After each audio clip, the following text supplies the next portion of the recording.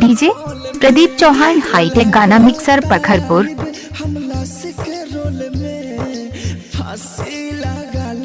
बिजली के पोल में लगता आइब हमला से के रोल में फांसी लगा ले बिजली के पोल में जब जब राही कोइले कसम भी खइले अपने हो बैलो पास हमके कहलो फैले भइलो बेवफाई हो आंख भर आइल हो दिल में का जाने तोहरा DJ Pradeep Chauhan hi-tech Jaisaura.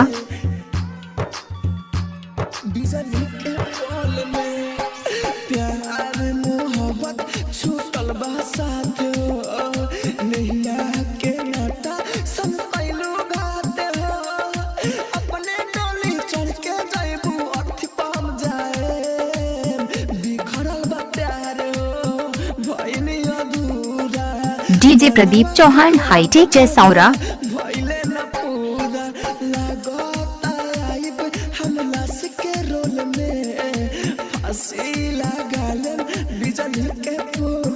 DJ Pradeep Chauhan hi-tech गाना मिक्सर पखरपुर।